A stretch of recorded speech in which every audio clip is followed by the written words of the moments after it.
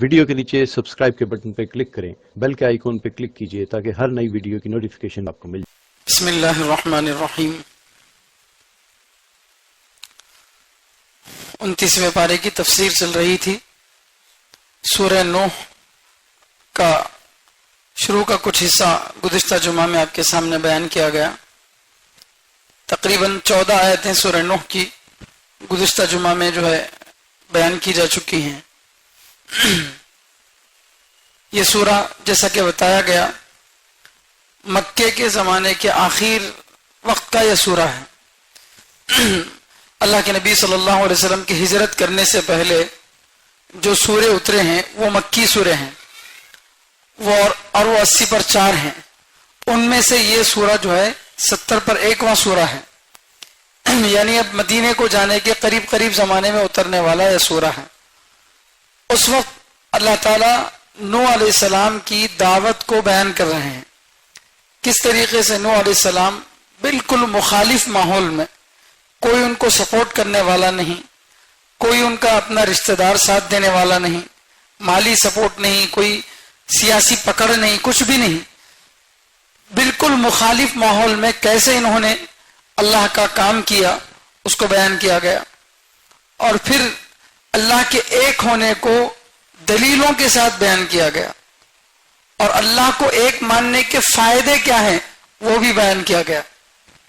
اللہ کو ایک ماننے کے فائدے کیا ہیں وہ بتایا گیا گزشتہ جمعہ میں کہ اللہ پر ایمان لانے کا ایک فائدہ تو یہ ہوگا آخرت میں کہ اللہ گناہ معاف کر دیں گے۔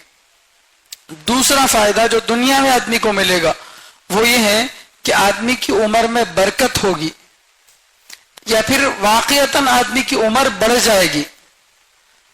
چنانچہ اگر کوئی آدمی ایمان لایا تو اس کی ایمان اللہ تعالیٰ عمر مثلا 60 سال رکھتے ہیں، اور اگر ایمان نہیں لایا تو اس کی عمر مثلا 50 سال ہی ہے۔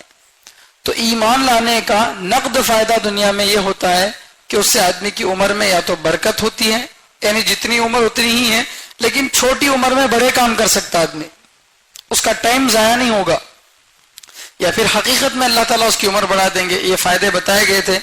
اور نوح علیہ السلام اپنی قوم کو کس طریقے سے جو ہے اللہ کے دین کی طرف بلائے، کبھی کھلم کھلا بلائے، کبھی بیان کی شکل میں سب کو جوڑ کر، کبھی تنہائیوں میں جا کر ایک ایک کی تھوڑی پکڑ کر سمجھاتے تھے، لیکن وہ لوگ ایسے تھے بالکل ماننے کے لیے تیار نہیں تھے، بلکہ جتنا نوح علیہ السلام ان کو اللہ کی طرف بلاتے وہ اتنا ہی ان سے بھاگتے تھے۔ تو نوح علیہ السلام نے ان سے کہا کہ بھائی اللہ سے استغفار کرو، اللہ پر ایمان لاؤ، اللہ کی عبادت کرو، دنیا میں اللہ فائدے یہ دیں گے کہ اللہ تعالیٰ تمہارے اوپر بارش نازل فرمائیں گے، تم کو مال میں برکت دیں گے، تمہاری اولاد میں برکت دیں گے، اور تمہارے لیے باغات بنائیں گے، وغیرہ وغیرہ، یہ ساری باتیں بتائے۔ اور آخر میں ایک بات یہ بتائے، مَا لَكُمْ لَا تَرْجُونَ لِلَّهِ وَقَارًا وَقَدْ خَلَقَكُمْ أَطْوَارًا۔ ارے تم کو کیا ہو گیا؟ تمہارے سامنے اتنے وعدے بیان کیے جا رہے ہیں، اللہ کو ماننے کے فائدے بیان کیے جا رہے ہیں، اللہ کو ماننے کی دلیلیں بیان کی جا رہی ہیں، تمہاری عقل میں بات سمجھ میں نہیں آتی؟ کیا ہو گیا تم کو؟ لا ترجون للہ وقارا، تم اللہ کی عزت کا خیال نہیں کرتے، اللہ کے احترام تمہارے دل میں نہیں ہے۔ وقد خلقکم اطوارا، جبکہ اللہ نے تم کو الگ الگ جو ہے انداز میں پیدا کیا۔ وہ یہ کچھ باتیں تھیں جو گزشتہ تفسیر میں گزر چکی ہیں۔ اب آج جو تفسیر بیان کی جائے گی اس میں توحید کے آفاقی عالم میں پھیلی ہوئی دلیلوں کو بیان کیا جا رہا، یعنی اگر کوئی آدمی نہ قرآن پڑھے، نہ حدیث پڑھے، نہ اس کے پاس کوئی پیغمبر آئے، نہ کوئی دعوت کا ساتھی اس کے پاس گیا، کوئی نہیں گیا، پھر بھی اس پر ایمان لانا واجب ہے، پھر بھی اس پر ایمان لانا واجب ہے۔ امام ابو حنیفہ رحمۃ اللہ علیہ فرماتے ہیں اگر کوئی آدمی ایسی جگہ پر ہے جہاں کسی انسان کی پہنچ بھی نہیں ہو سکتی، ایسے جزیرے کے اندر ہے، آئی لینڈ کے اندر، یا ایسی کوئی جگہ ہے جہاں پر کوئی جا ہی نہیں سکتا، کوئی گیا بھی نہیں، وہ اکیلا وہاں پر ہے، تو بھی ایسے آدمی پر ایمان لانا ضروری ہے۔ کیوں؟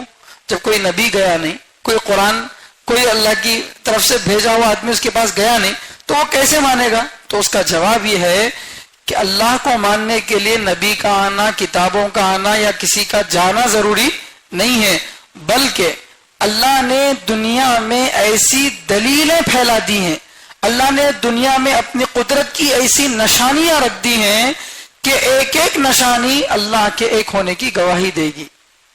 عربی زبان میں ایک شعر ہے، وَفِي كُلِّ شَيْءٍ لَهُ آیَةٌ تَدُلُّ عَلَىٰ أَنَّهُ وَاحِدٌ، ہر چیز میں ایک نشانی ہے جو بتاتی ہے کہ اللہ ایک ہے، جو بتاتی ہے کہ اللہ ایک ہے۔ ایک چھوٹی سی مثال دیتا ہوں، میں اور آپ ٹریفک میں جاتے ہیں، جب چوراہا نہیں ہوتا، چورستہ نہیں ہوتا تو سب گاڑیاں برابر جاتی رہتی کیونکہ ٹکراؤ نہیں ہوتا، لیکن جب چورستہ آ جاتا ہے، چار راستے وہاں آ جاتے ہیں، تو وہاں پر کیا ہوتا ہے؟ سگنل ہوتا نہیں ہوتا؟ کیا واسطے؟ ٹکرانا نہیں بول کے، تو وہاں ایک کو بھیجا جاتا، پھر دوسرے کو، پھر تیسرے کو بھیجا جاتا، کیونکہ بیک وقت تینوں آ جائیں گے، ٹکرا جائیں گے۔ اس میں اللہ کے ایک ہونے کی دلیل ہے۔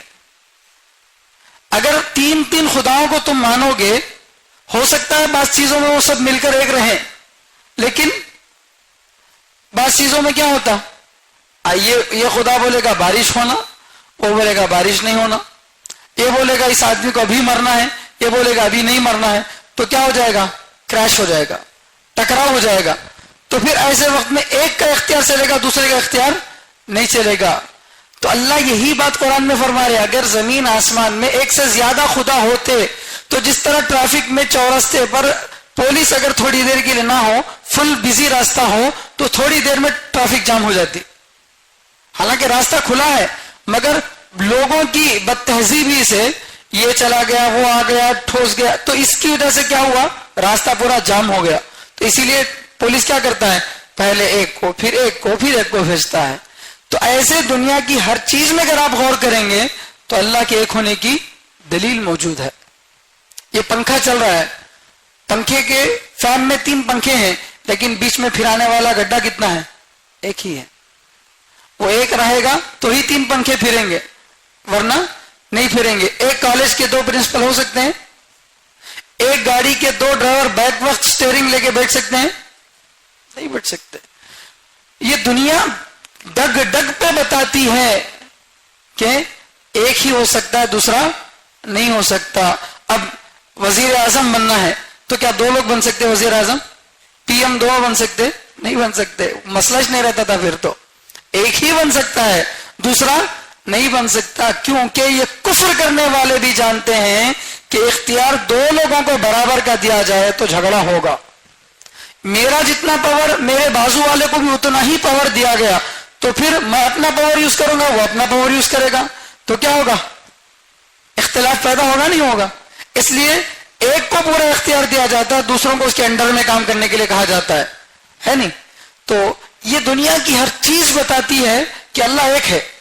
اللہ ایک سے زیادہ اگر ہوتے تو دنیا کبھی کا کیا ہو جاتی؟ تباہ و برباد ہو جاتی۔ تو اس طرح عالم میں پھیلی ہوئی کچھ نشانیوں کو اللہ تعالیٰ بتا رہے، اللہ کو ایک سمجھنے کے لیے کچھ نشانیاں اللہ بتا رہے ہیں۔ الم ترو، اعوذ باللہ من الشیطان الرجیم، بسم اللہ الرحمن الرحیم۔ الم ترو، کیا تم نے نہیں دیکھا؟ الم ترو، کیا تم نے نہیں دیکھا؟ کیف، کیسے؟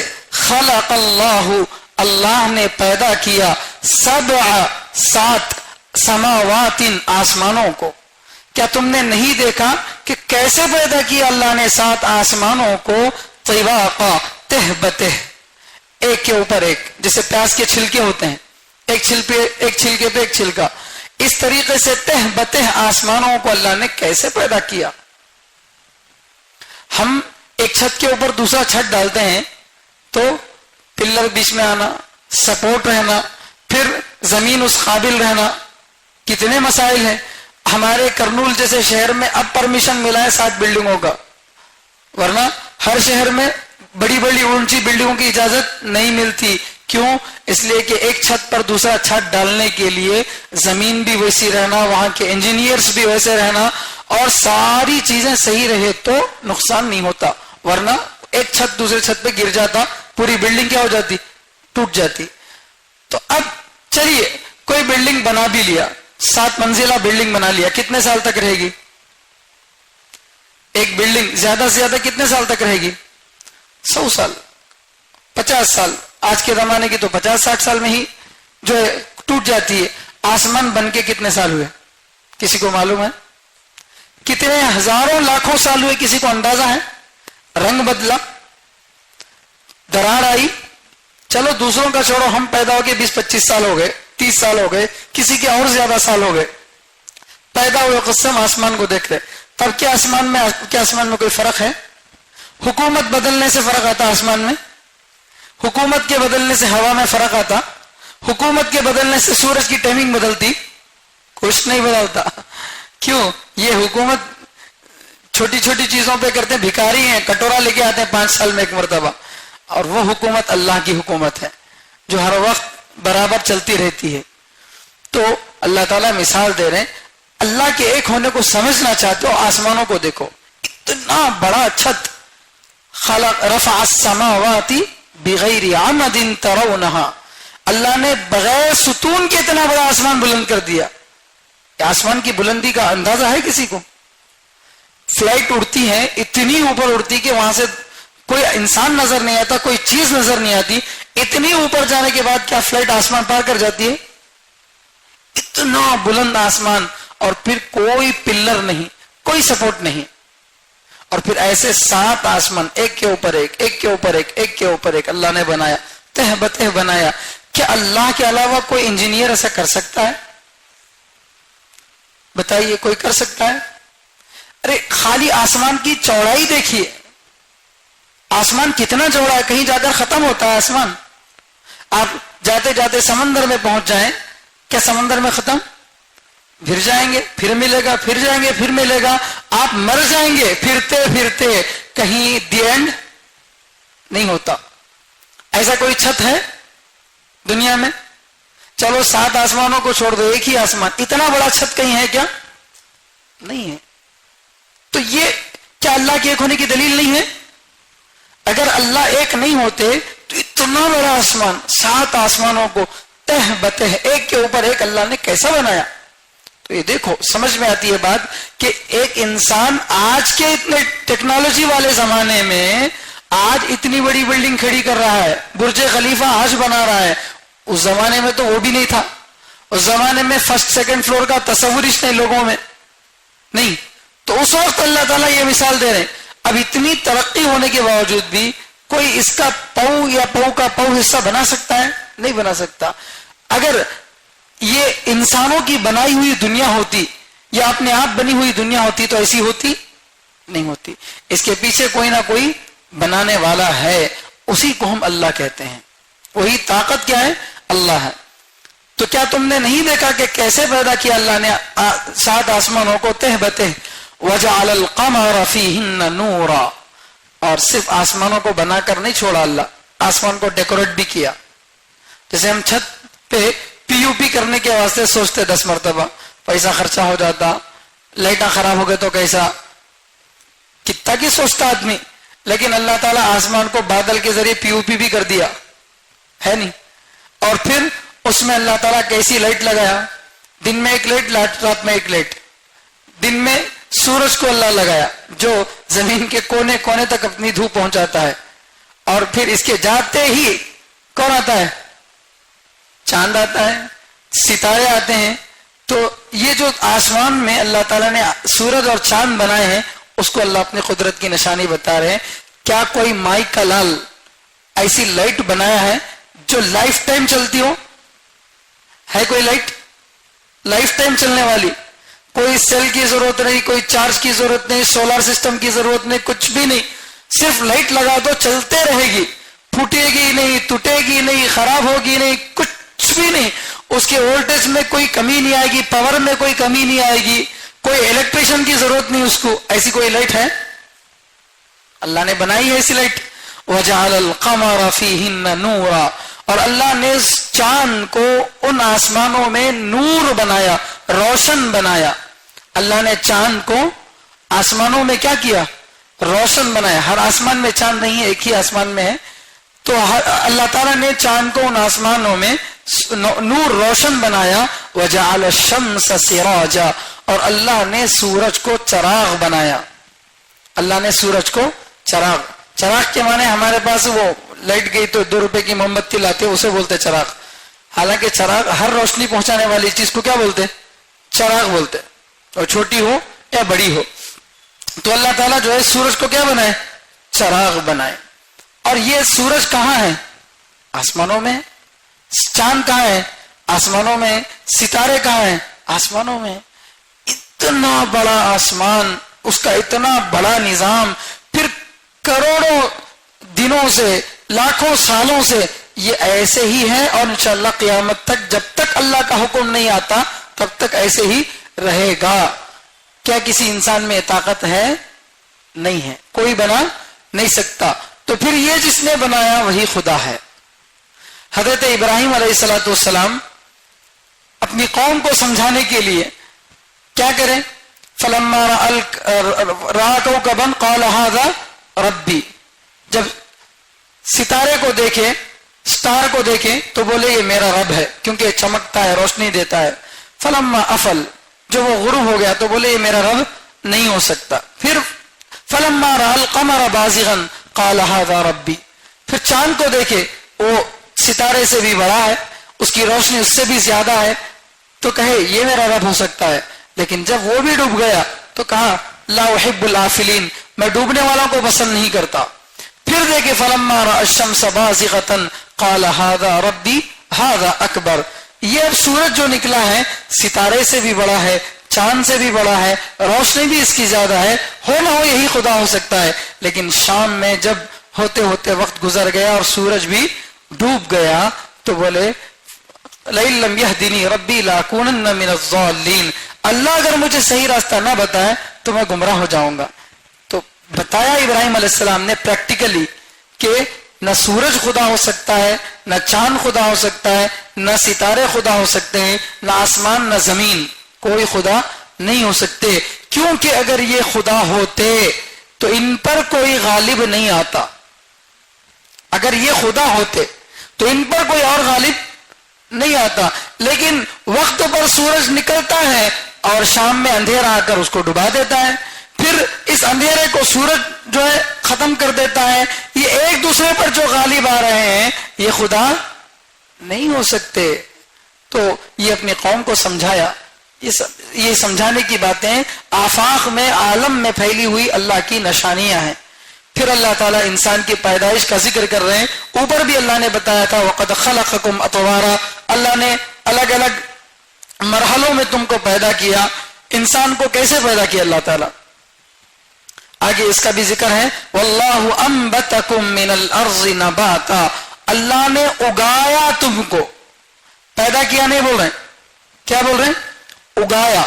اللہ نے تم کو اگایا زمین سے ایک اچھے انداز سے، زمین سے اللہ نے ایک انداز سے تم کو کیا کیا؟ اگایا۔ تو زمین میں اتنا کیا کوسا گاجر کی طرح توڑ کو ماں باپ لائے کیا ہمارے گھر میں؟ نہیں، اگایا بول رہے ہیں اللہ۔ بتانا یہ چاہ رہے ہیں کہ جس طرح کھیتی باڑی کی چیزیں کہاں سے نکلتی ہیں؟ مٹی سے نکلتی ہیں، لیکن مٹی اس میں نظر آتی؟ گاجر بنا کس سے؟ مٹی سے، مٹی ہے اس میں، مٹی رہے تو ہمیں کھاتے نہیں کھاتے۔ زمین کی کون سی چیز ایسی ہے جس کے اندر مٹی ہے پھر بھی اس کو کھاتی ہم؟ ہے کوئی چیز؟ مٹی سے ہی نکلی ہے، مٹی سے ہی بنی ہے، لیکن اس میں مٹی نہیں ہے۔ لیکن ایک کھیتی جانے کے بعد دوبارہ کھیتی آتی نہیں آتی؟ کسی کو ڈاؤٹ ہے؟ نہیں ہے۔ اسی سرزمین میں، اسی زمین میں کسان جو ہے زمین کو ہل کرتا ہے، بیج ڈالتا ہے، سال کے بعد فصل آتی، پھر اس کو کاٹ لیتا، پھر دوبارہ زمین کو جوتتا ہے، پھر اس میں بیج ڈالتا ہے، پھر کیا ہوتی؟ زمین میں بیج آتی نہیں آتی؟ تو اللہ بول رہے ہیں مرنے کے بعد بھی تم ایسے ہی زندہ ہوگے، مرنے کے بعد بھی تم ایسے ہی زندہ ہوگے۔ جس زمین سے درخت کو جڑ سے کاٹ دیا گیا تھا، کیا دوبارہ زمین میں درخت نہیں پیدا ہوتا؟ پیدا ہوتا ہے نا۔ تو اسی طرح تم کو بھی ہم نے اگایا ہے، پیدا کیا نہیں بول رہے اللہ، بلکہ ہم نے تم کو زمین سے اگایا ہے ایک انداز سے۔ زمین سے اگانے کا مطلب یہ ہے کہ ہم سب کے باپ حضرت آدم علیہ السلام کو اللہ نے کس سے بنایا؟ مٹی سے بنایا، مٹی سے ان کا پورا ڈھانچہ بنایا، پھر اللہ نے ان کے اندر روح ڈالی۔ تو ہم سب کے باپ کو مٹی سے بنایا تو ہم سب بھی کیا ہو گئے؟ انہی کا پروڈکٹ ہے، اسی کمپنی سے نکلی ہوئی چیز ہے ہم، تو ہم بھی کیا ہوئے؟ مٹی کے ہو گئے. چلو اور آسان سمجھو، ہم بنے کس سے بھائی؟ منی سے، گندے قطرے سے. منی کس سے بنی؟ غذا سے. غذا کس سے بنی؟ مٹی سے. تو ڈائریکٹ یا انڈائریکٹ ہماری پیدائش میں کس کا تعلق ہے؟ مٹی کا تعلق ہے.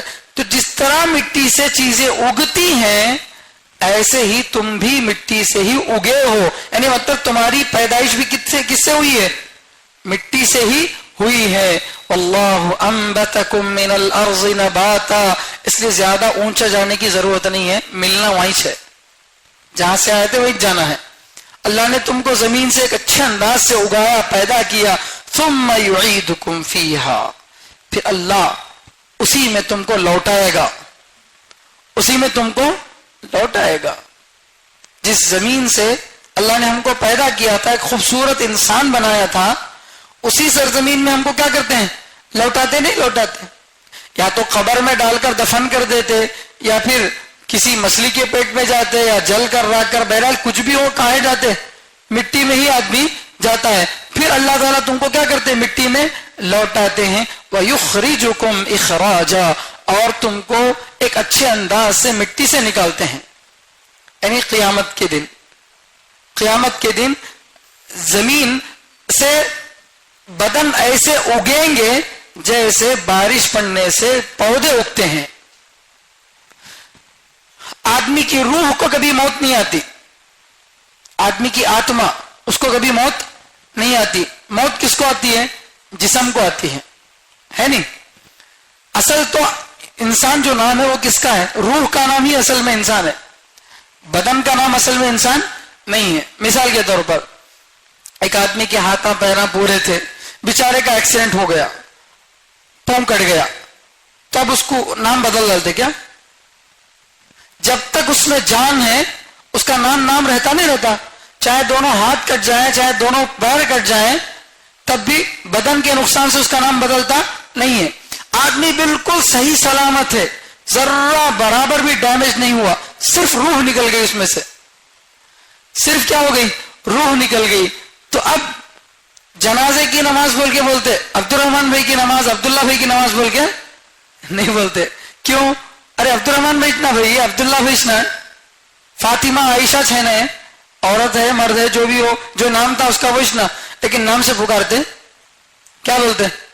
جنازے کی نماز. تو ارے جنازہ کہاں بھی، وہ تو پورا آدمی ہے، مگر اس میں کیا نہیں ہے؟ روح نہیں ہے، اس میں روح نہیں ہے. اسی روح کو اصل انسان بولتے ہیں، اسی کو سزا ملتی ہے. تو اللہ تعالیٰ فرماتے ہیں کہ جس طرح یہ مکے کے جو مشرک تھے وہ مرنے کے بعد کی زندگی کا انکار کرتے ہیں. یعنی دنیا میں ہم پیدا ہو گئے، اب 4 دن خوب عیش کر لو، جو دل میں ہے وہ کر لو، مرنا ہے اس کے بعد دوبارہ اٹھنا نہیں ہے، ختم. ایسا ان کا عقیدہ تھا. کیوں؟ انہوں بولتے تھے امپاسبل ہے، مرنے کے بعد دوبارہ زندہ ہونا امپاسبل ہے. جیسے خبر میں سے پرانی ہڈی کو اگر آپ لے کر آئیں گے 50 سال کی، اس کو ہاتھ سے دبائیں گے تو بھی پاؤڈر بن جاتی ہو.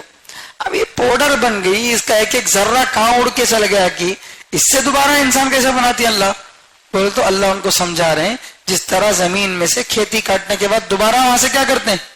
کھیتی اگاتے ہیں. ایسے ہی ثم ویخرجکم اخراجا، اللہ تم کو زمین سے ایک اچھے انداز سے کیا کرے گا؟ نکالے گا. چنانچہ جب پہلی مرتبہ سور پھونکیں گے تو پوری دنیا ختم ہو جائے گی. دوسری مرتبہ جب سور پھونکیں گے تو زمین سے مردے ایسے اگ کر نکلیں گے جیسے زمین سے پودے نکلتے ہیں. جو آدمی جہاں جہاں دفن تھا، پتہ نہیں ہم لوگ یہاں جہاں بیٹھے ہیں کتنے مردے دفن ہیں کہ نہیں معلوم، کیونکہ زمین تو پہلے سے ہے نا. اب یہ آباد ہوئی ہوں گی 100 سال پہلے، لیکن 100 سال سے پہلے کیا تھا؟ 500 سال 1000 سال پہلے یہاں کون رہتے تھے کہ کس کو معلوم، کون دفن ہوا نہیں معلوم. بہرحال زمین جب قیامت کے دن پوری سپاٹ ہو جائے گی، کوئی بلڈنگ کوئی اونچا کوئی نیچا نہیں رہے گا، تو اس وقت زمین سے مردے نکلیں گے. یوم یخرجون من الاجداث، قبروں سے وہ نکلیں گے. تو اللہ فرماتے ہیں مرنے کے بعد کی زندگی کا انکار مت کرو. مرنے کے بعد کی زندگی کا انکار کیوں کرتے تھے؟ کیونکہ مرنے کے بعد اگر زندگی ہے تو پھر حساب کتاب دینا پڑتا. مرنے کے بعد حساب زندگی ہے بولے تو کیا کرنا پڑتا؟ حساب کتاب دینا پڑتا. اور حساب کتاب دینا ہے بولے تو آدمی اچھے کام کرنا نہیں کرنا. من مانی زندگی گزار سکتا نہیں گزار سکتا. رزلٹ کا ایک دن رہتا نہیں. ایگزام میں تمہیں امتحان میں جا کے بیٹھو لکھو سو جاؤ مستیاں کرو ٹیچر کیا بھی بولتی نہیں, سمجھاتی 1 سے 4 مرتبہ سمجھاتی, لکھ رہے بھائی پڑھ رہے بھائی بول کے, نہیں پڑھایا تو جا کو مرتو. کہاں پکڑتی تیرے کو؟ ریزلٹ کے دن پکڑتے ہیں. جس دن تیرا ریزلٹ آتا, نیٹ کا ریزلٹ آتا, 10th کا ریزلٹ آتا, تو نہیں پڑھا تو کیا ہوتا؟ فیل ہو جاتا ہے نہیں, تیری ترقی رک جاتی. تو اس دن کو یاد رکھ کر بچہ کیا کرتا؟ محنت پڑھتا ہے نہیں. تو ایسے ہی مرنے کے بعد بھی اگر ایک دن ہے جس میں ہمارے اچھے کام کا ثواب ملتا, ہمارے غلط کاموں کا عذاب ہوتا بولے تو آدمی ہیبت سے زندگی گزارتا, منمانی زندگی نہیں گزارتا. یہی اللہ کا مقصد ہے. تو یہ لوگ کیا کرتے تھے؟ مرنے کے بعد ہی کی زندگی کا انکار کر دیتے تھے. کیوں؟ اب انکار کر دیے تو اب اچھے کام کرنے کی ضرورت نہیں ہے, ہمیں جو سمجھے وہی اچھا, ایسا جو سمجھتے تھے. تو اللہ تعالیٰ اس کی تردید کر دیا, ایسا نہیں ہے, بلکہ مرنے کے بعد تم کو زندہ بھی ہونا پڑے گا. اس کے بعد اللہ تعالیٰ ایک اور نعمت کو اللہ بتا رہے ہیں. اب تک کس کے بارے میں بتائیں؟ آسمان کے بارے میں بتائیں, 7 آسمانوں کے بارے میں, سورج کے بارے میں بتائیں, چاند کے بارے میں بتائیں, انسانوں کی پیدائش کے بارے میں, انسانوں کے مرنے کے بارے میں, پھر خبر سے اٹھنے کے بارے میں, یہ ساری باتیں بتائیں. یہ سب سے کیا معلوم ہوتا ہے؟ اللہ کی قدرت معلوم ہوتی ہے. ڈیڈ ہو جانے کے بعد دوبارہ کوئی ڈاکٹر زندہ کر سکتا ہے کیا کسی کو؟ کووڈ کا علاج کرنے والا ہی کووڈ سے مر جاتا ہے, ہارٹ کا آپریشن کرنے والا ہی ہارٹ سے مر جاتا ہے. کوئی گارنٹی آدمی کی نہیں ہے, لیکن اللہ سب کو دوبارہ اگائیں گے, نکالیں گے. ایک اور دلیل اللہ بیان کریں, واللہ جعل لکم الارض بساطا, اللہ نے تمہارے لیے زمین کو بچھونا بنا دیا. اللہ نے زمین کو تمہارے لیے کیا کر دیا؟ بچھونا بنا دیا. انگلش میں ارتھ وہ ارض سے چرایا گیا ہے.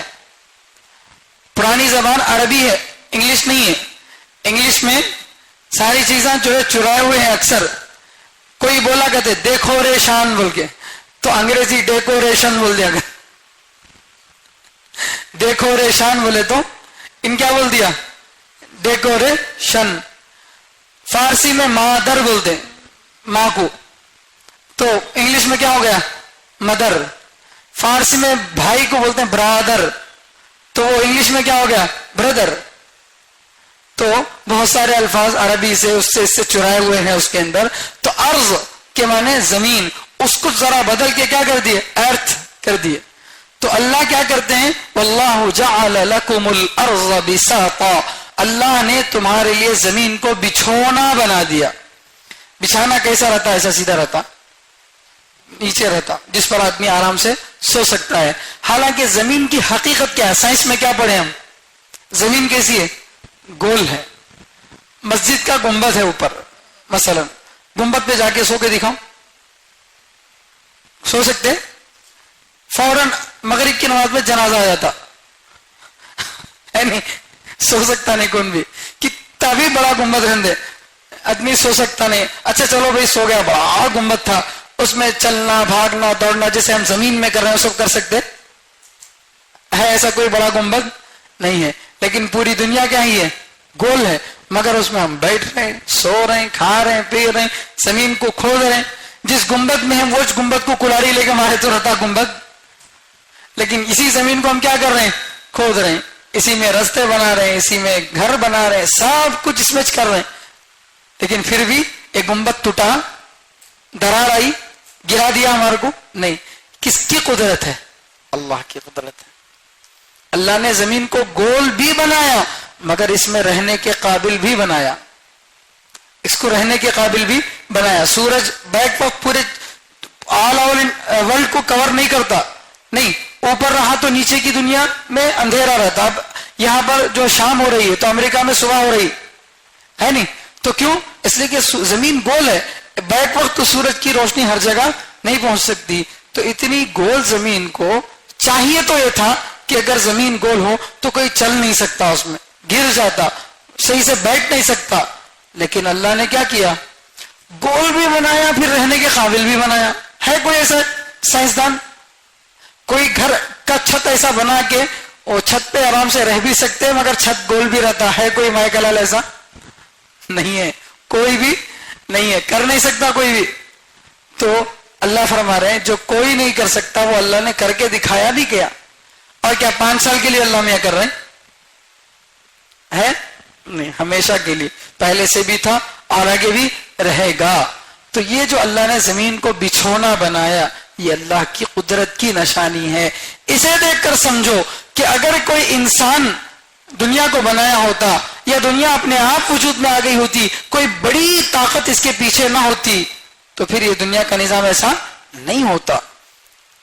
اللہ نے زمین کو بچھونا بنایا, کیوں؟ لِتَسْلُكُوا مِنْهَا سُبُلًا فِجَاجًا, تاکہ تم اس میں دور راستوں میں چلو, دور راستوں میں چلو. یعنی مکہ جو تھا, مکہ پورا اب بھی پہاڑوں سے گھرا ہوا ہے. ابھی بھی 2023 میں گزشتہ 1 سال پہلے میں بھی گیا تھا عمرے پہ, دیکھا مکہ شہر سے تھوڑی دور پر 2-4 کلومیٹر اگر آپ باہر آ جائیں گے ابھی بھی وہاں پہاڑیاں ہیں, پہاڑیوں کے علاوہ اب بھی کچھ بھی نہیں ہے. تو اب اللہ فرماتے ہیں وہ گاؤں جس میں تم رہ رہے ہو چاروں طرف سے پہاڑیوں سے گھرا ہوا ہے, لیکن اللہ کی شان ہے کہ درمیان میں رستے بنایا. اللہ کیا کر دیا؟ درمیان میں رستے بنایا. اگر درمیان میں پہاڑوں کے رستے نہیں بناتا, ایک پہاڑ ایسا سلوپ میں جا رہا, ایک اٹھ رہا, نہیں ایک سلو میں ایک فلو میں اوپر جا رہا, تو ایسا نہیں بناتا اللہ, بیچ میں راستہ نہیں بناتا. تم بنا سکتے تھے 2-4 پہاڑ پھوڑیں گے, کیا دنیا میں سب جگہ پھوڑ لیتے رہیں گے؟ نہیں. اور اس زمانے میں اللہ تعالیٰ جو فرما رہے ہیں کہ زمین کو ہم نے بچھونا بنایا تاکہ اس میں تم دور دور راستوں میں کیا کرو؟ چل سکو. تو مکے سے لے کر کسی بھی گاؤں میں آدمی جانا چاہے جا سکتا ہے, پہاڑ اس کو روکتے نہیں ہیں, کیونکہ اللہ نے راستے ایسے بنایا ہے. تو زمین کو بچھونا بنانے کے ساتھ اس کے اندر اللہ تعالیٰ ایسے راستے بنا دیے جس سے انسان دنیا کے ایک علاقے سے دوسرے علاقے میں آرام سے جا سکتا ہے. تو یہ بھی اللہ کی قدرت ہے, اللہ کی ایک ہونے کی نشانی ہے نہیں ہے؟ تو اللہ کے ایک ہونے کی نشانیوں کو اللہ تعالیٰ بتا رہے ہیں. تو بہرحال یہ سورہ کون سا سورہ ہے؟ سورہ نوح علیہ السلام کا سورہ. تو نوح علیہ السلام اب تک اللہ میاں سے بات کر رہے تھے. کیا بتا رہے؟ اپنی قوم کو سمجھا رہے تھے کہ اے میری قوم, اللہ کی عبادت کرو, اللہ تمہارے کو جو ہے اللہ تمہارے پر بارش برسائیں گے, تمہاری مغفرت کریں گے, یہ کریں گے وہ کریں گے, بول کے اللہ کے ایک ہونے کی دلیلیں دے رہے, اللہ کے ایک ہونے کی دلیلیں, پروف پیش کرے. تو اب جب اتنا سب کچھ سمجھایا, اللہ کے ایک ماننے کے فائدے بھی بتائے, اللہ کے ایک ماننے کی دلیلیں بھی بتائی, سب کچھ سمجھانے کے باوجود, اور وہ بھی کتنے سال سمجھائے؟ 950 سال. ہم 9.5 سال دین کا کام کر سکتے لگاتار؟ 950 سال چھوڑیے, 9.5 سال, 9.5 بھی چھوڑیے, روزانہ 9.5 گھنٹے کر سکتے؟ 2 دن کرتے, 4 دن کرتے, بعد میں تھک کے سو جاتے. لیکن انہوں کتنے سال کام کریں؟ 950 سال. اور ہمیں پوری جماعت کی شکل میں آتے ہے نہیں. ہم باہر گشت میں گئے تو یہاں کھانا گرم پک کے رہتا ہے نہیں, لیکن وہاں ان کے لیے کوئی پکانے والا تھا؟ کوئی اگر ان کو مارتا تو کوئی بچانے والا تھا؟ کوئی ان کا سپورٹر تھا؟ 950 سال میں تفسیر کی کتابوں میں لکھا 80 لوگ ایمان لائے, اس کے علاوہ نہیں لائے. اب کیلکولیٹ کرو, 80 لوگ 950 سال میں, تو کتنے سال میں ایک آدمی ایمان لایا ہوں گا؟ اور اس ایک آدمی کے اوپر کتنے سال انہوں محنت کرے ہوں گے؟ اندازہ لگاؤ. ہم کر سکتے؟ یعنی اگر جو ہے 10 سال سے بھی زیادہ 11 12 سال جا کے محنت کرتے تو ایک آدمی ایمان لاتا. اللہ اکبر, کتنا صبر ہونا بھائی. ہم 10-12 بار کسی کو دعوت دیے, کیا بولو, 10-12 سال چھوڑو, 10-12 بار نماز کی طرف کسی کو بلائے, 2 بار 4 بار بلا کے اپنا کام ہو گیا بول کے دامن جھٹک کے بیٹھ جاتے ہم. یہ دعوت نہیں ہے.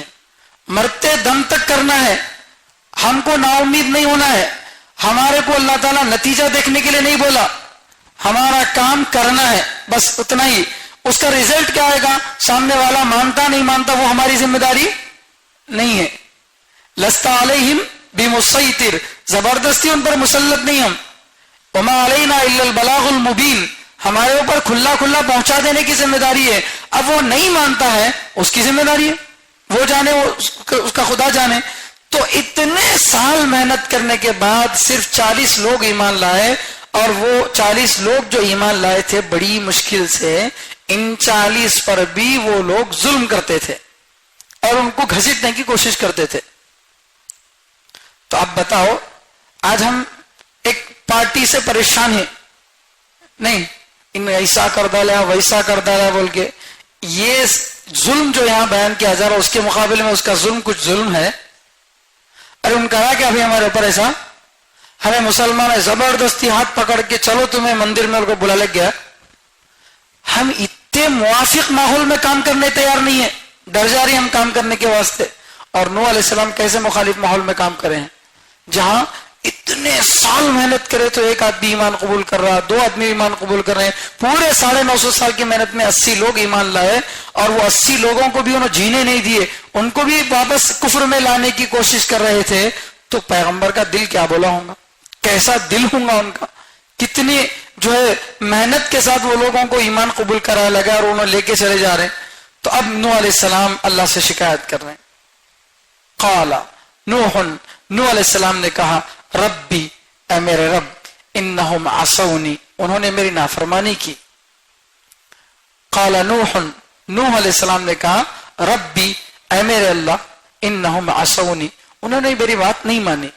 میں ان کو بلاتا رہا، ایک ایک آدمی کو 1000 بار بلاتا رہا، تھکا نہیں کبھی. وہ مارے، میں پھر اگلے دن جاتا تھا. جیسے گزشتہ جمعہ میں بتایا گیا، نوح علیہ السلام کو گلا دبا دیا جاتا تھا، ان کو اتنا مارا جاتا تھا کہ مارنے والے یہ سمجھتے تھے کہ وہ شاید مر گئے سمجھ کر چھوڑ کے چلے جاتے. پھر اگلے دن اللہ تعالیٰ ان کو تازہ دم واپس بھیجتا تھا، پھر جاتے پھر کام کرتے. ایسا کتنے سال؟ 950 سال کام کرے ہیں. اس کے باوجود بھی اب قوم میں شرارت ختم نہیں ہوئی، تو اب اللہ سے شکایت کر رہے ہیں انہم عصونی. اب بتاؤ سچے دل سے، اتنے سال محنت کرنے کے بعد اگر کوئی اللہ سے شکایت کرتا ہے تو اس کی شکایت بجا ہے نہیں ہے؟ شکایت کرنے کا اس کو حق ہے یا نہیں ہے؟ ارے انہوں بھی تو انسان ہی نا بھائی، نوح علیہ السلام بھی تو انسان ہی ہے نا. تو ظاہر بات ہے انسان ہونے کے ناطے کتنا صبر انہوں نے کیا ہوگا، ان کے صبر کا 1000واں حصہ بھی خدا کی قسم ہم نہیں کر سکتے، برداشت نہیں کر سکتے. ان کے صبر کا 1000واں حصہ بھی ہم برداشت نہیں کر سکتے. انہوں نے اتنا صبر کیا، سمجھاتے رہے، سب کچھ کرنے کے بعد اب اللہ سے کہہ رہے ہیں انہم عصونی، اللہ میری بات مانتے نہیں. اللہ پھر کس کی مان رہے ہیں؟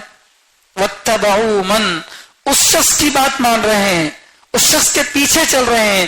لم یزدہ مالہ وولدہ الا خسارا، جس کے مال نے، جس کی اولاد نے ان کا نقصان ہی کیا ہے. جس کے مال نے اور جس کی اولاد نے ان کا نقصان ہی کیا ہے، ایسے لوگوں کے پیچھے کیا بھاگ رہے ہیں؟ انہوں بھاگ رہے ہیں. یعنی قوم کے جو سردار تھے ان سرداروں کے پیچھے بھاگ رہے ہیں. تو ان کے بچے اور ان کی اولاد اور ان کا مال ان میں کیا کرتا، اور جو ہے اسلام کے خلاف ہی ان کو اکساتا تھا. مال آدمی کو زیادہ ہو گیا تو کیا کرتا معلوم آدمی؟ تبت یدا ابی لہب وتب ما اغنى عنہ مالہ وما کسب. ابو لہب نبی علیہ السلام کا چچا، اس کو بولے ایمان لا لے، نہیں لایا تو جو عذاب کے فرشتے آتے ہیں. تو ابو لہب کے بچے بہت زیادہ تھے، مرد بچے. تو ان کیا بولا؟ عذاب کے فرشتے آئے تو رشوت دے کو خرید لیتا ان کو.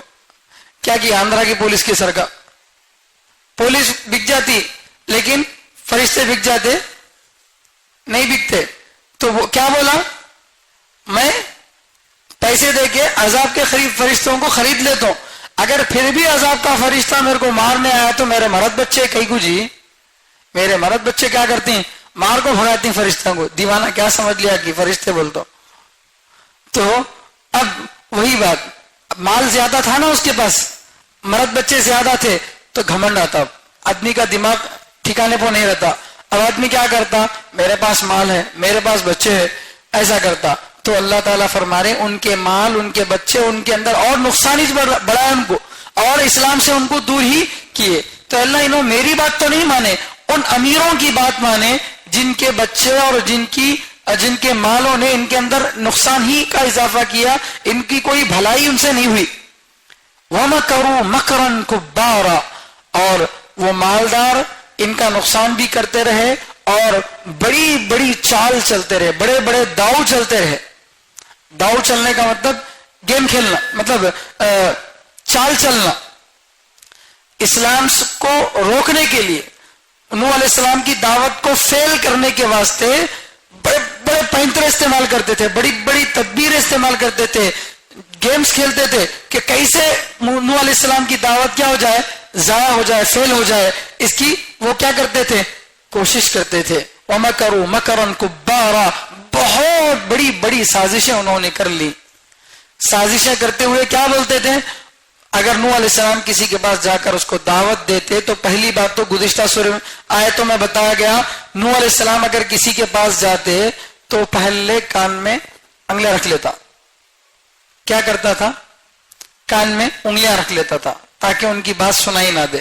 پھر دوسرا کام کیا کرتا تھا, چہرے پہ کپڑا ڈال لیتا تھا, سننے بھی نہیں آنا, دکھنا بھی نہیں آنا, آڈیو ویڈیو دو بند کر لیتا تھا تاکہ نوح علیہ السلام کا چہرہ روتا ہوا دکھ کر میرے دل میں ایمان نہیں آ جانا, اور ان کی بات بھی میں سننا نہیں. تو کان بھی بند کر لیتا تھا, آنکھیں بھی بند کر لیتا تھا. اس کے باوجود اگر کوئی ذرا برابر دین پر عمل کرنے کی کوشش کرتا تو یہ لوگ کیا کرتے, جو سردار تھے, وقالو, اور کہتے, لا تذرن آلہتکم, ارے بے وقوفو تم اپنے خداؤں کو مت چھوڑو. نوح علیہ السلام کیا کہ اللہ ایک ہے بولتے تمہیں مان لیتے, تمہارے خداؤں کو چھوڑ ڈالتے.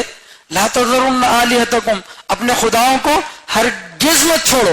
لا تذرن, نہ چھوڑو نہیں, ہرگز مت کو چھوڑو. لا تذرن آلہتکم, اپنے خداؤں کو ہرگز مت چھوڑو.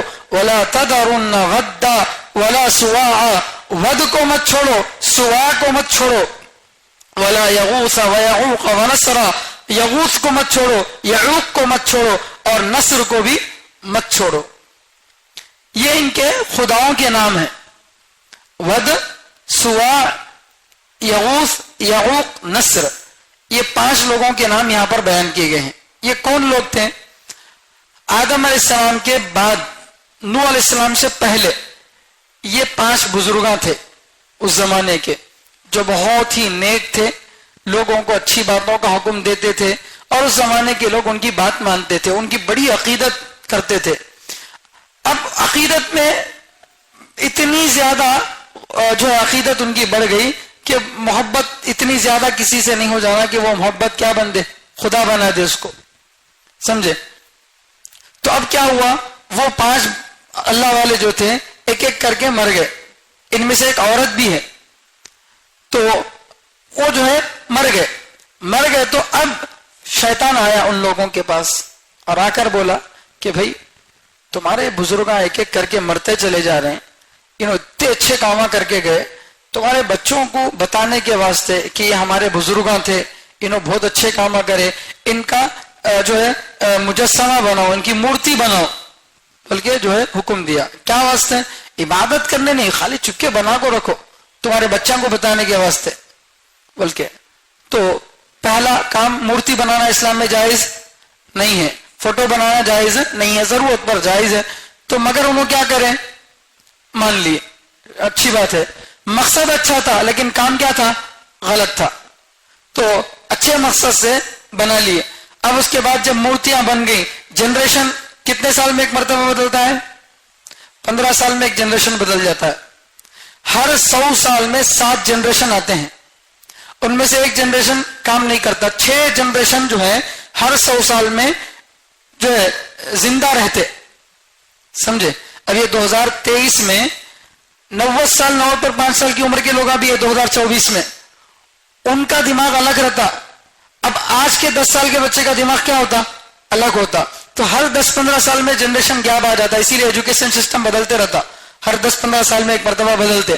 تو اب وہ لوگ جو ہے جو ان کی مورتیاں بنائے تھے دھیرے دھیرے وہ کیا ہو گئے, چلے گئے. اب ان کے بچے جو چھوٹے تھے انہوں بڑے ہو گئے, ارے ہمارے بابا ان کی مورتیاں بنائے تھے, کیا واسطے بنائے تھے کہ بھئی بہت بڑے دنیا کہتے ہیں انہوں. تو اب شیطان ان کے دل میں خیال ڈالا کہ بھئی مورتیوں کے پاس سے جا رہے ہیں, خالی سلام بول کو جاؤ ٹچ. اب سلام کر کے جانے لگے. اس کے بعد بولے کیا جی خالی سلام کر لے کو, دکھے تو ہنسے نہیں تو کھسے بول کے چل جا رہے. ذرا ٹھہرو ہوئے ان کے پاس, ذرا ٹھہر کو ادب سے ان کے سامنے جو ہے ان کو تھوڑی دیر ان کے پاس بیٹھو, ان کے پاس کچھ فروٹ وغیرہ لا کے رکھو, ایسا ایک ایک سٹیپ بائی سٹیپ لے جاتے ان کے سامنے سجدہ کرو. سجدہ کرنے پر کیا کر دیا, تلا دیا شیطان. اب وہ 5 لوگوں کی عبادت وہ ایسا کرنے لگے کہ اس کا نوح علیہ السلام کے زمانے سے پہلے ان لوگوں کی عبادت شروع ہوئی, نبی علیہ السلام کے زمانے تک چلتی رہی. نوح علیہ السلام کہاں کے, کب کے؟ آدم علیہ السلام نوح علیہ السلام کے درمیان میں شیس علیہ السلام ہے, ادریس علیہ السلام ہے, 2-4 پیغمبر ہیں, اس کے بعد نوح علیہ السلام ہے. یہ نوح علیہ السلام سے بھی پہلے کے. تو دنیا کے شروع ہونے کے کچھ سالوں بعد, 1000-2000 سال بعد کہ یہ بتوں کی پوجا کب بھی ہو رہی تھی, نبی علیہ السلام کے زمانے میں بھی ہو رہی تھی. اسی لیے اللہ ان بتوں کا نام لے کر بتا رہے ہیں کہ یہ بت جو تم آج پوجا کر رہے ہو نا, اے مکے کے مشرکوں, جن بتوں کی تم آج پوجا کر رہے ہو یہ بتاں تمہارے آج کے نہیں ہیں, اس زمانے کے نیک لوگ آتے جن کو شیطان بھٹکا کے کیا کیا, خدا بنا دیا. تو محبت میں اتنے اندھے ہو گئے وہ لوگ کہ کیا کریں, ان کو خدا بنا لیے. تو یہ دین کا اصول ہے. حضرت امام ابو حنیفہ رحمۃ اللہ علیہ فرماتے ہیں کہ اگر میری کوئی بات دین کے خلاف نکلے تو میری بات کو دیوار پہ دے کے مارو, میری بات پر عمل کرنے کی ضرورت نہیں ہے. اتنے بڑے امام کہہ رہے ہیں. تو اس لیے ہم کسی بھی آدمی کے بارے میں یہ عقیدہ رکھنا کہ 100% اس کی ساری باتیں صحیح ہیں, یہ غلط بات ہے. یہ عقیدہ انسان کو کافر بناتا ہے, یاد رکھیے صاف. کسی کے بارے میں یہ عقیدہ رکھنا کہ یہ انسان, اس سے کوئی غلطی ہو ہی نہیں سکتی, یہ بالکل غلطیوں سے صاف اور شفاف ہے, اس سے کوئی غلط کام ہو ہی نہیں سکتا, یہ کبھی غلط بول ہی نہیں سکتا, یہ کبھی غلط سوچ ہی نہیں سکتا, ایسا عقیدہ کسی انسان کے بارے میں رکھنا یہ شرک ہے. یہ کیا ہے؟ شرک ہے. کیوں؟ اس لیے کہ نبیوں کے بارے میں ہم یہ عقیدہ رکھتے ہیں کہ وہ معصوم عن الخطا ہیں, غلطیوں سے بچے ہوئے ہیں, اللہ تعالیٰ ان کو بچا لیتے ہیں. لیکن نبیوں کے علاوہ کیا صحابہ کرام سے گناہ نہیں ہوئے؟ صحابہ سے گناہ نہیں ہوئے؟ ارے سنتے ہیں نا واقعات میں, کسی صحابی سے زنا ہوا, ان پر سنسار کیا گیا, کسی سے چوری ہوئی, ان کے ہاتھ کاٹے گئے, یہ سارے واقعات سنتے ہیں نا. تو جب صحابہ جن کی قرآن میں تعریف کی گئی ہے ان سے بھی گناہ ہو سکتے ہیں, تو ہم جیسے کسی آدمی سے کوئی گناہ نہ ہو, ایسا ممکن ہے؟ تو اس لیے کسی کی محبت میں اندھے نہیں بن جانا. محبت کا اصول کیا ہے؟ اصول میں آپ کو بتاتا ہوں. محبت کا اصول یہ ہے کہ قرآن و حدیث کی ترازو میں تولنا. میں عالم ہوں, میں مفتی ہوں, جو بھی ہوں, مگر میں بولوں گا تو آپ میری بات کب ماننا؟ جب میری بات کیا ہو, قرآن و حدیث کے مطابق ہو, ورنہ میری بات کو دے مارنا, میری بات کی کوئی حیثیت ہی نہیں ہے. سمجھے؟ تو قرآن اور حدیث کے مطابق اگر بات ہو تو قبول کرنا ہے, اگر قرآن حدیث کے مطابق نہیں ہے تو چاہے کوئی بھی بولے, کچھ بھی بولے, اس کی بات کا اعتبار نہیں ہے. اگر ہم اصرار کرتے ہیں تو اپنے ایمان کی خیر منائیں, اپنے ایمان کی خیر منائیں. تو یہ بہت بڑی غلط رسم ہے جو ہمارے لوگوں کے اندر چل پڑی ہے. ایک آدمی اپنے ایک آدمی کو آئیڈیل بناتا ہے, اس کو پورا 100% صحیح مانتا ہے, جبکہ انسان کے ناطے, انسان ہونے کے ناطے اس میں غلطیاں ہو سکتی ہیں. ہاں 99% باتیں صحیح ہو سکتی ہیں, ان کو فالو کرو, مگر غلطی کو غلطی مانو, غلطی کو بھی صحیح کرنے کی کوشش کرنا یہ غلط ہے. تو یہ وہی غلطی تھی جو نوح علیہ السلام کے زمانے سے پہلے کے لوگوں نے کی, جس کا بھگتان آج تک ہم کو کرنا پڑ رہا ہے, جس کا بھگتان آج تک ہم کو کرنا پڑ رہا ہے. تو اس لیے تو یہ ود سوا, یغوث, یعوق, نصر, یہ بتوں کے نام تھے. ایک بت کا ایک کام بتایا گیا. کوئی بت جو ہے شہوانی قوت, مردانہ قوت کے لیے کسی بت سے, ود سے جو ہے دعا مانگتے تھے. جسمانی قوت کے لیے سوا سے جو ہے دعا مانگتے تھے، یغوث سے الگ طرح کی منتیں مانگتے تھے، یعوق سے، نصر سے. یہ جو 5 خدا ہیں، 5 خداؤں کو جیسے آج کل کیا کر دیے، پیسے ہونا بول تو تروپتی کو جاؤ، اولاد ہونا بول تو فلاں جگہ جاؤ، ایسا کر دیا نا. تو ویسا ڈپارٹمنٹ سے الگ کر دیے، ایکٹیو رہنا بول تو فلاں کے پاس جاؤ.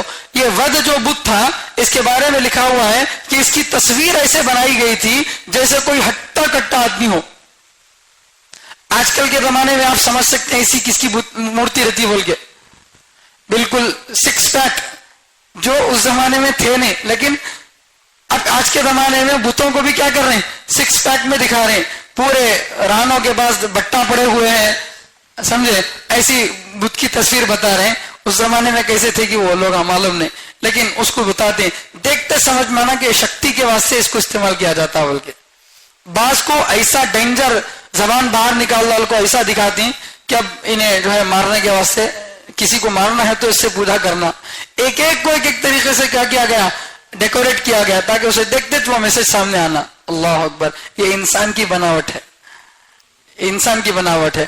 تو انہوں نے کیا کہا، لا تذرن آلہتکم، اپنے خداؤں کو ہرگز مت چھوڑو، اور ہرگز مت چھوڑو ود کو، سواع کو، یغوث کو، یعوق کو اور نصر کو. وقد اضلوا کثیرا، اور یقیناً انہوں نے بہت گمراہ کر دیا، انہوں نے بہت گمراہ کر دیا. یعنی خود تو غلط تھے ہی، ہم تو ڈوبے ہیں صنم، اوروں کو لے کے ڈوبیں گے. ڈوبنے والا کیا کرتا، سامنے والا کو تو ہاتھ دیا تو اچھا ہوا، اب آپ پکڑ کے آتا نہیں باہر، میں ڈوب رہا ہوں تو بھی ڈوب بول کے. وقد اضلوا کثیرا. تو یہ آج کے زمانے کا سسٹم ہے. آپ آفس میں کام کر رہے ہیں، پوری آفس میں 30 لوگ ہیں، 30 میں سے 25 کرپٹنے لگے ہوئے ہیں، 5 جنے ایماندار ہیں. تو ان 5 کو تو 25 ایماندار نہیں بنتے، ان 5 کو کیسا بے ایمان بنانا وہ کوشش میں لگے رہتے. کئی کو اس لیے کہ ان کو بھی ہمیں اپنی طرح بنا لیے تو کیا ہو جاتا پورا ہمارا ماحول ہے نہیں. تو یہ غلط نظریہ ہے، اس کو ہم اچھی میں جب تبدیل کر لینا. ہم 5 نمازی ہیں، 5 نمازوں کو پڑھنے والے ہیں، ہم قرآن کو پڑھنے والے ہیں، تو ہم کیا کرنا، دوسروں کو بھی ویسے ہی بنانے کی فکر کرنا. سوچ ایک ہی ہے لیکن طریقہ غلط ہے. اگر طریقہ صحیح ہوا تو وہی دعوت ہے، طریقہ غلط ہوا تو وہی ضلالت ہے. اچھی چیز کی طرف بلا رہے ہیں تو وہ کیا ہے، دعوت، اور غلط چیز کی طرف بلا رہے ہیں تو ضلالت. وقد اضلوا، اور یہ بہت سے لوگوں کو گمراہ یہ لوگ کر دیے. یعنی مس گائیڈ خود نہیں ہوئے بلکہ دوسروں کو بھی مس گائیڈ کر دیا، خود بھی گمراہ ہوئے، دوسروں کو بھی کیا کر دیا، گمراہ کر دیا. تو یہ بہت زیادہ اعلیٰ درجے کی گمراہی میں پڑ گئے. وَلَا تَزِدِ الظَّالِمِينَ إِلَّا ضَلَالًا. اے اللہ ان ظالموں کو گمراہی کے علاوہ، ان ظالموں میں گمراہی کے علاوہ کسی چیز کا اضافہ مت کر، یعنی ان کی گمراہی میں اور اضافہ کر. یہ کون بد دعا کر رہے ہیں، نوح علیہ السلام. کیوں ان کو اور گمراہ کر دے بول کے کئی کو دعا کر رہے ہیں بولے تو بات انشاءاللہ آئندہ جمعہ میں تفصیل سے بتائیں گے کہ نوح علیہ السلام کو اللہ تعالیٰ جو ہے بتا دیا تھا وحی کے ذریعے سے، انہ لن یؤمن من قومک الا من قد آمن، کہ اے نوح اب تمہاری قوم میں سے کوئی اور ایمان لانے والا نہیں ہے. اب جتنے ایمان لانے والے تھے وہ ایمان لا لیے، اب ان میں سے کوئی ایمان لانے والا نہیں ہے. تو اب یہ لوگ زندہ کئی کو ہیں، ان پر عذاب آنے والا ہے، لیکن عذاب کب آتا، غلط کام زیادہ کرے تو آتا. تو اب نوح علیہ السلام یہ دعا کرے کہ اللہ ان لوگوں کو اور گمراہ کر دے تاکہ جو عذاب 10 سال بعد آنے والا ہے وہ 1 سال میں سے آ جائے اور ان لوگوں سے بیڑا پار ہو جائے، اور یہ جو ایمان لائے ہیں یہ بچ جائیں، ان کو یہ ستائے نہیں. سمجھ رہے؟ اس کو ایک مثال سے سمجھو. جیسے کسی آدمی کو شوگر کی وجہ سے انگوٹھے میں جو ہے مار لگ گیا تھا، مار لگ گیا، اب انگوٹھا سکتا نہیں ہے، زخم سکتا نہیں ہے. دھیرے دھیرے وہ زخم کیا ہوتا، انگوٹھا کاٹنا بولتا ڈاکٹر پہلے، پھر بعد میں تلوا کاٹنا بولتا، پھر بعد میں دھیرے دھیرے کاٹتے کاٹتے کہاں تک لاتا، پوری ٹانگ کاٹ دیتے. کیا واسطے؟ آدمی کٹاتا بھی نہیں کٹاتا. کیوں کٹاتا؟ اسے نہیں کٹائیں گے تو حیث و بدن کیا ہوتا، ضائع ہو جاتا ہے نہیں. تو صحیح بدن کو بچانے کے لیے غلط بدن کو کیا کرتے ہیں، کاٹتے ہیں. مجبوری ہے، اس کو کوئی غلط نہیں بولتا، بلکہ عقل مندی کا تقاضا یہی ہے. ایک گندی مچھلی پورے تالاب کو خراب کرتی، وہ گندی مچھلی کو نکال دو، تالاب اچھا رہتا. تو یہ لوگ کیا کر رہے تھے؟ ایمان لائے سو لوگوں کو بھی برباد کر رہے تھے، ان کو بھی گمراہ کرنے کی کوشش کر رہے تھے. تو اللہ میاں سے دعا کرے، اللہ یہ نافرمانی کرے تو جو تو عذاب بھیجتو بولا تھا نا، وہ ان کی نافرمانی کو اور زیادہ کر دے تاکہ تیرا عذاب جلد سے جلد آئے، ان لوگوں سے ہم کو چھٹکارا مل جائے. چنانچہ اس آیت کے اترنے کے 40 سال کے بعد ان پر عذاب آیا. پھر عذاب کے 60 سال تک حضرت نوح علیہ السلام زندہ رہے. تو نوح علیہ السلام کی پوری عمر 1050 سال. 1050 سال. ان کے زمانے میں ہر ایک کی اتنی عمر نہیں رہتی تھی.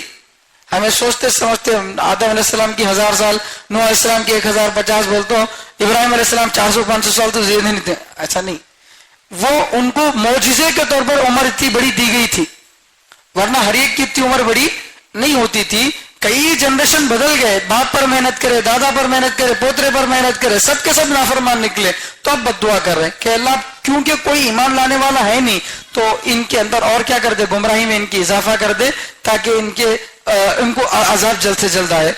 اللہ تعالیٰ سے دعا ہے کہ اللہ تعالیٰ ہم سب کو غلط کاموں سے، شرکیہ کاموں سے، اللہ شرکیہ فکروں سے ہماری حفاظت فرمائے. اللہ دین پر صحیح استقامت ہم کو نصیب فرمائے. اللہ تعالیٰ توحید میں ہم سب کو کامل فرمائے. سبحان اللہ و بحمدہ، سبحانک اللہم و بحمدک، ونشہد ان لا الہ الا انت ونستغفرک ونتوب الیک.